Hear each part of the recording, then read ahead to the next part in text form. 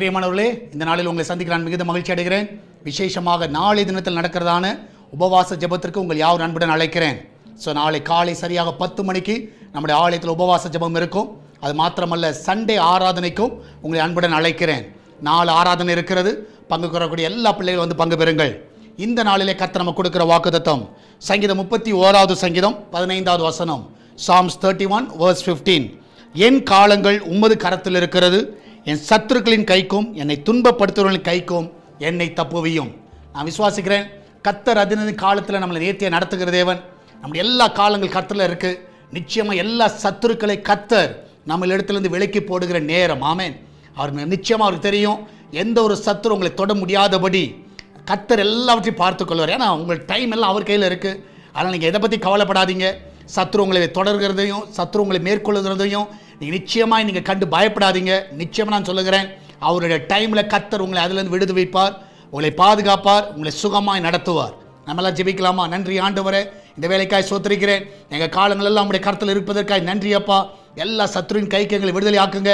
வேலை ஸ்தலத்தில், வீட்டில், ஆண்டவரே குடும்பத்தில், ஆண்டவரே பிஸ்னஸில் இருக்கிற எல்லா சத்துருக்கள், ஆண்டவரே கர்த்தாவே கூடவே இருக்கிற சத்துருக்கள், ஆண்டவரே எல்லாருடைய கைக்கு எங்களை விடுதலை ஆக்குங்கப்பா. ஆண்டவரே எத்தனையோ காலங்களுக்காய் ஜெபித்து இருக்கிறோம். ஆண்டவரே இந்த சத்துருவின் கைக்கு எங்களை விடுதலை ஆக்குகிற தேவன் இந்த நாளில் எங்களை விடுதலை ஆக்க வேணுமா ஜெபிக்கிறேன். எல்லா நன்மையில் நிறைவாய் கொடுங்க, ஒரு குறைவில்லாமல் நடத்துங்க. அந்த கிச்சன் பகுதியில் இருக்கிற பொருட்களை ஆசீர்வதிங்க. அப்பத்திய தண்ணீர், எண்ணெய், மாவு ஒரு குறைவில்லாமல் நடத்துங்கப்பா. ஆண்டவரே இந்த நாளிலே சுகப்பிரசவத்துக்காய் போகிற பிள்ளைகள் நல்ல சுகத்தோடு பிள்ளை பெற்றெடுக்கட்டும். இந்த நாளில் தேவனுடைய கரம் அவர்களை பலப்படுத்த வேணுமா ஜெபிக்கிறேன். வேலை இல்லாத நல்ல வேலையை கொடுங்க. திருமண தடைகள் எல்லாம் விலைக்கு போடுங்க.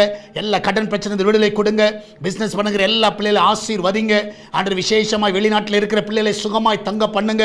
அவளை பாதுகாத்துக் கொள்ளுங்க. ஊழியம் செய்கிற எல்லா ஊழியர்களை, உண்மையுள்ள ஊழியர்களை ஆசீர்வதிங்க. இன்னும் ஆண்டவரை அநேக ஆத்துமாக்களை கொள்ளை பொருளாய் தர வேணுமா ஜெபிக்கிறேன்.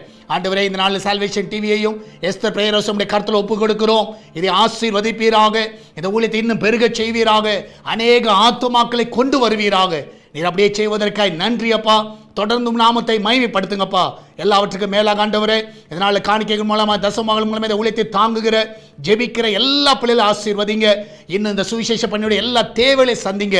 ஒரு குறைவில்லாமல் நடத்துங்கப்பா. உடைய கரம் அப்படியே செய்வதற்காக நன்றி செலுத்துகிறேன். ஆசீர்வதிங்க. இயேசுவின் நாமத்தில் ஜெபிக்கிறோம் எங்கள் அன்பின் பரலோக பிதாவே. ஆமேன், ஆமேன். பிரியமானவர்களே, கர்த்தர் உங்க கூட இருக்கிறார். தைரியமா இருங்க. நாளை தினத்தில் உபவாச ஜெபத்தில் வந்து பங்கு பெறுங்கள். கர்த்தர் உங்களை ஆசீர்வதிப்பாராக. God bless you.